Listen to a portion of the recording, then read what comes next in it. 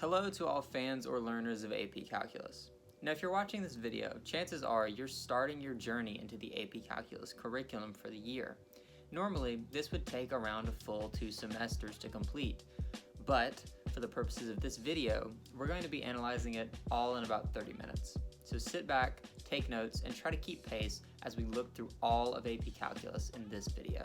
We're going to be covering roughly 6 units today, and each of these units are going to be split into smaller individual lessons.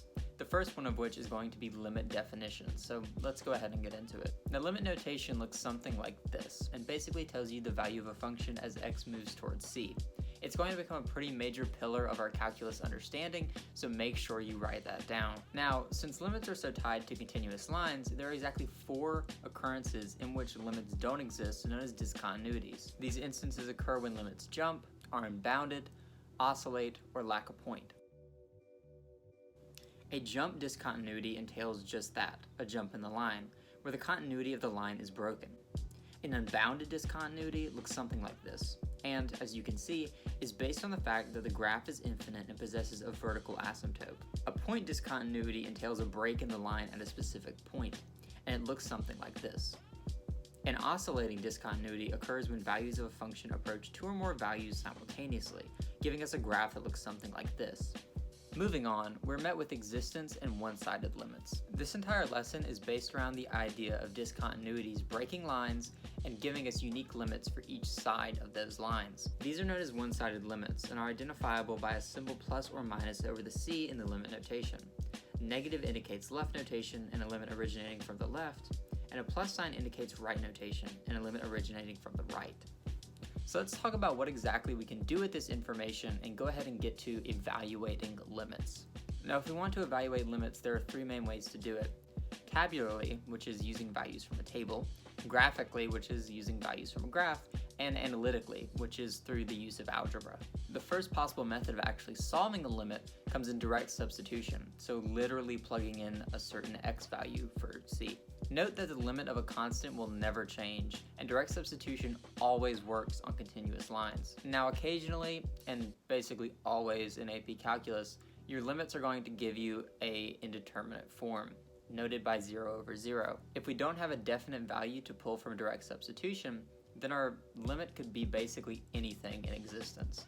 If we want to solve for these indeterminate limits, we're going to have to use factoring and conjugates. First up, let's talk about factoring, where we just factor out our limit in order to apply direct substitution. So let's see it in practice. We can rewrite this equation as the limit as x approaches 0 of f of x over x squared plus 2. Canceling out the factoring on the bottom, we're left with 5x over x times x plus 2. Next, we can cancel out the x and then plug in to find our answer of 5 over 2. Now for the conjugate method, it gets a bit more complex. For example, so let's say we have the limit as x approaches 4 of x minus 4 over the square root of x minus 2. If we want to solve this, we're going to need to multiply by a special form of x. In multiplying the entire equation by the numerator with a different sign over itself, we're able to transform it into x minus 4 over the root of x plus 2 over x minus 4, which we can then simplify and solve to get 4. Now we can do this without breaking math law because something over itself is just 1, meaning the equation didn't actually change. We multiply by the conjugate here in order to get our square roots to cancel out, making the equation much easier to work with and solve. Now here are just a few special trig limits that you should probably memorize for future use. Note that there's a special application of this rule that can be used when the numbers on top match with the numbers on bottom.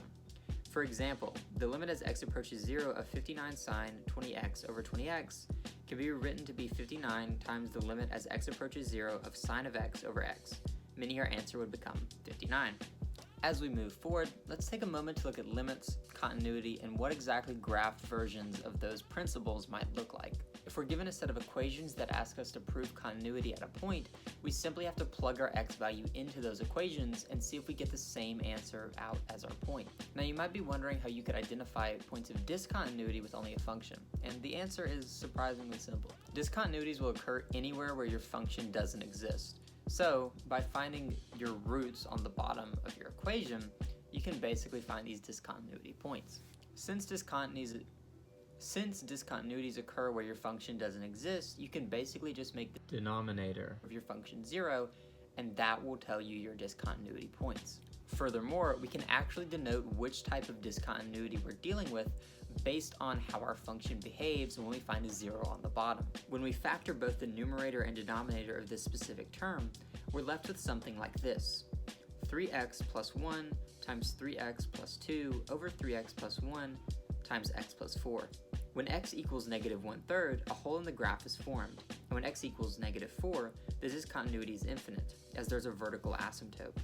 Note here that any composites of continuous functions are actually continuous themselves. Now, an important rule to remember here is the intermediate value theorem, which basically states that if a function is continuous between the points of a and b, then it will take on every single value between f of a and f of b.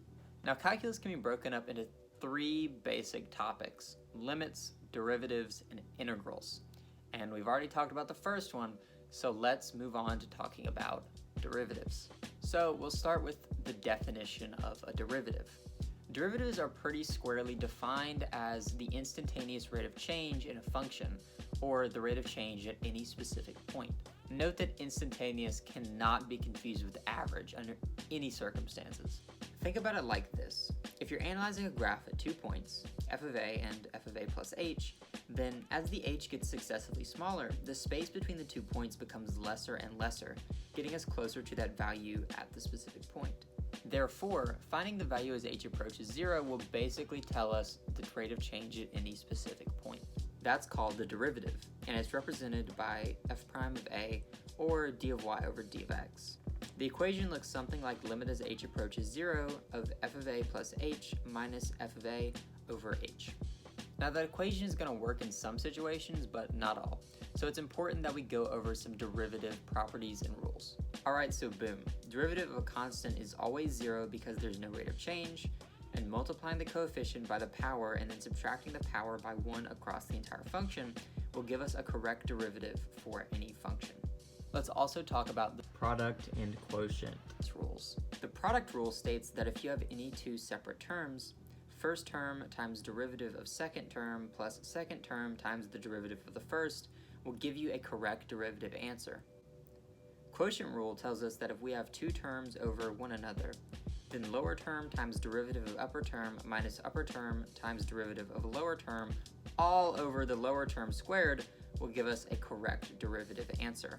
And just for fun, derivative of sine is cosine, derivative of cosine is negative sine, the derivative of a to the x is 1 over x ln of a, derivative of e to the x is just e to the x, derivative of tangent is secant squared, derivative of secant is secant x tangent of x, derivative of cosecant is negative cosecant x cotangent x, and derivative of cotangent is negative cosecant squared x. Please feel free to pause and take notes. And if we're going to mention derivatives, we need to talk about tangent and normal lines. Note that the instantaneous rate of change in a function at a point represents the tangent line of that function at that same point. The derivative is going to give us the slope of a line, which we can then use to form a point slope tangent line. And if we wanted to find the normal line, then all we'd have to do is find the reciprocal of that tangent line.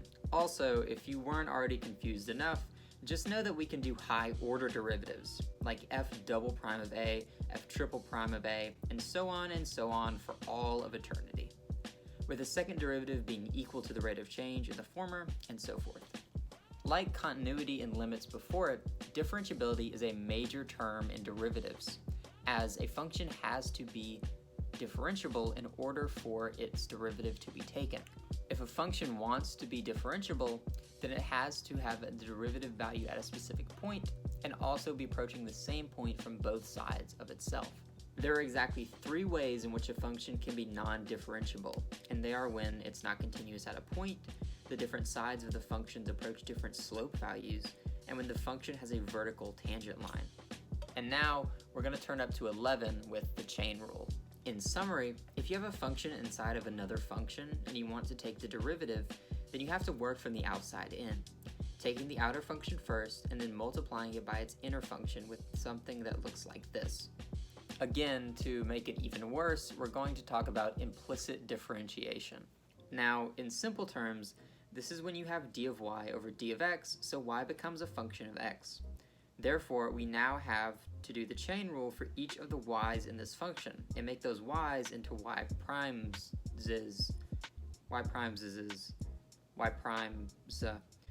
Once we do that, we need to separate terms on both sides and find what's equal to y prime. If we have a term that looks like this, then we're going to have to do the chain rule and product rule. Now, before we can actually finish this unit, we need to talk about the derivatives of inverse functions.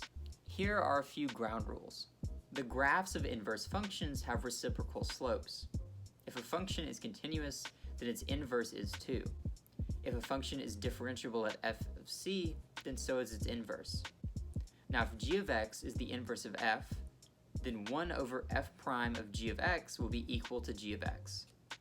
To find the inverse at a specific point, note that if f to the negative first power x equals a, then f of a equals x. So using that law, we can solve to find the derivative. Well, there you have it. This unit is finally complete. Here are 6 massive functions you're going to need to memorize. Okay, but seriously now, the unit is over and the next one couldn't possibly be any harder than this one, so let's go straight into it. Now, I know this feels like it's not applicable to actual life, but there are actually a few ways in which we can bring calculus into the real world. For example, rectilinear motion. If I had an equation where d of x was equal to distance, then finding the derivative of that point would give me velocity. Remember that instantaneous rate of change is equal to rate of change at a specific point. So if velocity is going to be the derivative of a displacement function, then acceleration would be the second derivative of that same function, or the derivative of a velocity function. Now let's complicate it with derivatives, curves, and the MVT. The extreme value theorem tells us that if a function is continuous over the closed interval of a to b, then it will have a minimum and maximum in that interval. So if we want to find the extrema, we're going to need to find our roots, or where our functions equal 0. Now, where we might have been able to factor previously, this is going to be a little bit more complicated. If we want to find all the critical points of this function's graph, then we need to 1. Find the derivative, 2. Set it equal to 0, 3. Evaluate the function at the endpoints of the interval, and 4. Note that the smallest of these numbers is the minimum and the largest is the maximum. Although if our derivative isn't equal to 0 within the specified range, then we can't incorporate it here. Using the derivative, we can find the shape of our graph and thus figure out what our minimum and maximum points actually are. The mean value theorem, or the MVT, states that if f is continuous on the closed interval of a to b and differentiable on the open interval of a to b, then there will be a number c in the interval of a to b, so that f prime of c is equal to f of b minus f of a over b minus a. But enough with the easy stuff. Let's talk about curve sketching, where we can actually graph an entire function with the use of derivatives. First off, we can make use of the information we already know. We can find the domain, discover discontinuities, analyze our end behaviors, find intercepts, and discover symmetry all without the use of derivatives. However, after that, there's not much we really can do without using derivatives. We can take our derivatives and set them equal to 0 to find critical points. We can then take those critical points, plug them back into our equation, and then graph them on a number line to actually determine the shape of our graph. Then we can go on to find where the second derivative is equal to 0, which will give us important information about the concavity of our line, allowing us to determine how it looks in an even greater respect. Negative concavity indicates a function moving at a decreasing rate, and positive concavity indicates a function moving at an increasing rate. Okay, that's a lot of information to deal with, so here is a nifty chart to help you out. Feel free to pause and take notes.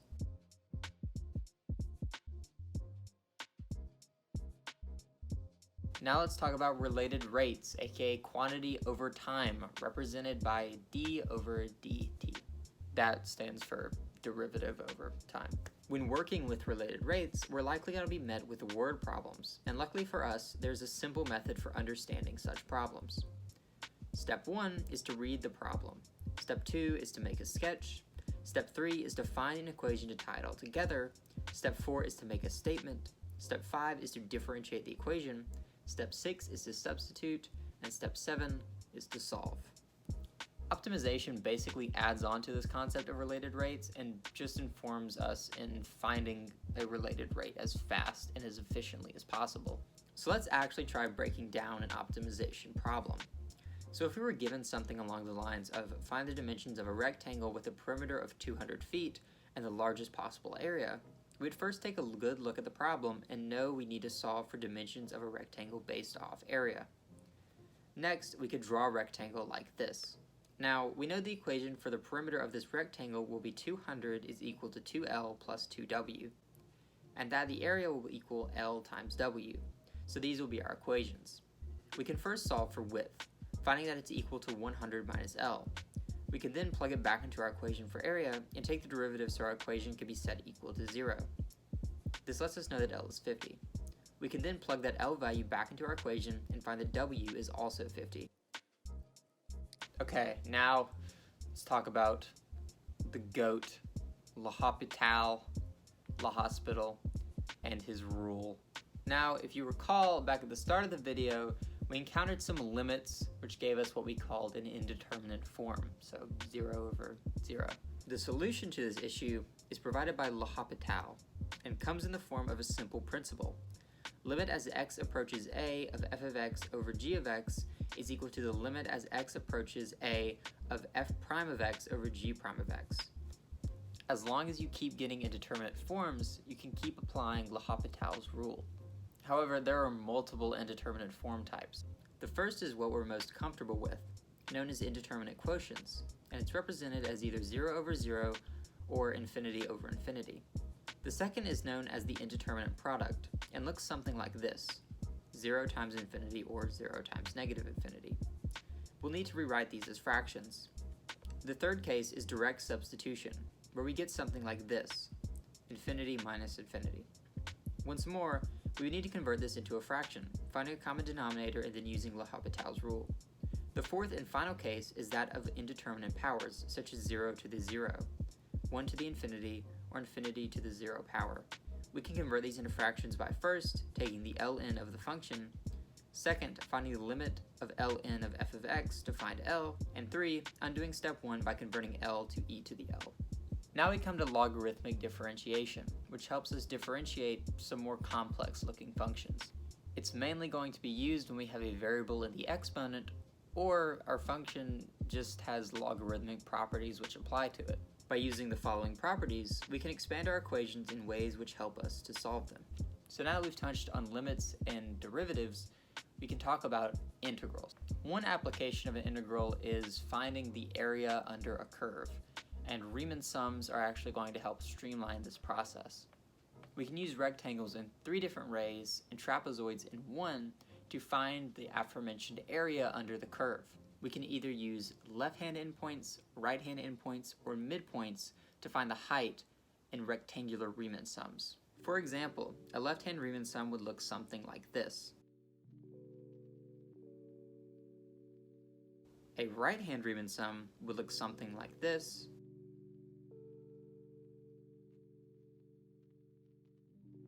And a midpoint Riemann sum would look something like this.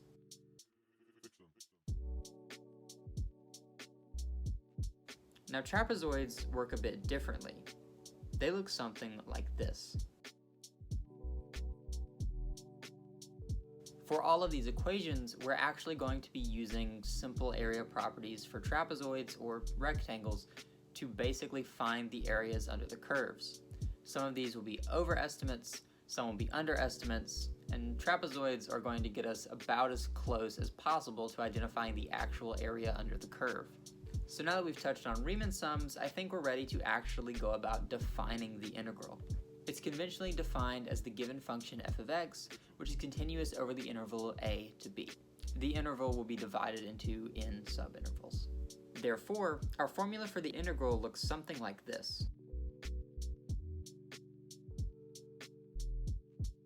And here are some properties for definite integrals. Feel free to pause, take notes, do whatever you need to memorize these.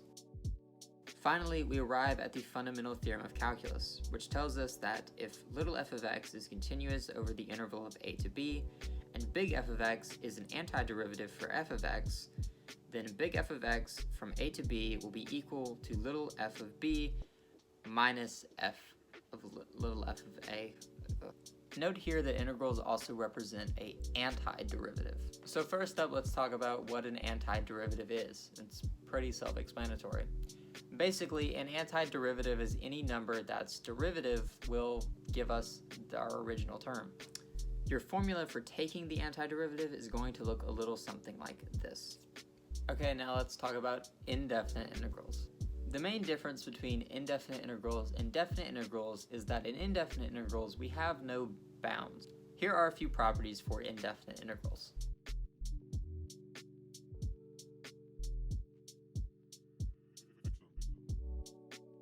And here are some important indefinite integrals for you to remember. So take notes on these two, it's a lot.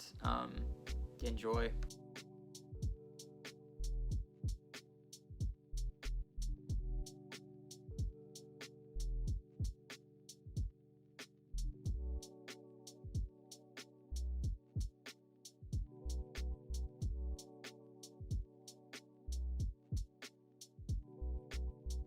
Now you might be noticing that they all have a plus c after them. This is because in indefinite integrals, a constant could be present, so adding c is going to be necessary for every single indefinite integral we do.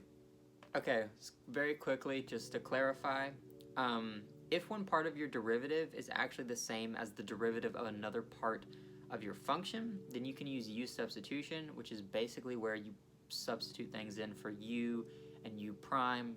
Makes everything easier. You're gonna love it. It's great. And now if we wanted to find the average value of a function over an interval from a to b, then we could use an absolute value function which looks like this. So we've already talked about how we can use integrals to find the area between a curve and, the bottom of a graph. We can also use integrals to find the area between two individual curves.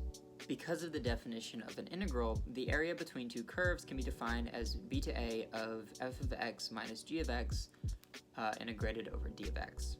Now, in order to get proper area measurements here, you need to make sure you're doing upper function minus lower function. You definitely don't want to mess this one up. You're going to get the wrong answer. Also, our upper and lower bounds here are going to be the endpoints of our function. In situations where we're not given endpoints, we're going to have to find where our two lines intersect instead. That will give us our bounds and endpoints. Cavallari's principle tells us that the volume of objects can be made up of the infinite sums of their cross-sections. So, since we've already found area with integrals, we can also use them to discover volume from cross-sections. If our cross-sections are perpendicular to the x-axis, then we use from a to b area of cross-sections d of x. And if our cross-sections are perpendicular to the y-axis, then we'll use from a to b area of cross-section dy. Now there is one more method for finding volume by using integrals, specifically for objects rotated around an axis. This is the volume method of disk and rings. Now we can do this with the formula v equals from a to b, a of x d of x, or v equals from c to d, a of y d of y, which essentially tells us that we need to find the area of a perpendicular cross-section and then integrate across the bounded region. A itself will be equal to pi times the outer radius squared minus the inner radius squared. Our quadrant of rotation is what we're going to be differentiating by. Now if we want to use separation of variables to solve for a differentiable equation, we can either find a particular or general solution. The particular solution will only emerge if we're given an initial condition. If we're just looking for a general solution, the solving process is fairly simple. In the situation that we have something which looks like this, we'll need to solve algebraically, moving like terms to each side of the equation, integrating, and then solving from that. If we were given an initial condition such as y of x is equal to c, then we'd actually be able to solve for c and plug it back into our equation, finding a particular answer. We can also use separation of variables in problems where we need to solve for a rate. Think here of a is equal to pe to the rt power. This is because of exponential growth and decay. Well, there you have it. All of calculus in like 30 minutes. I hope you had a really good time, got some good notes, and now you're 100% prepared for the AP exam. I'll be very disappointed if you score anything less than a 6 or 4 whatever they grade it out of. Peace. These are my flowers. They're dead. This is my candle. It's not lit. Okay, I'm done. Bye.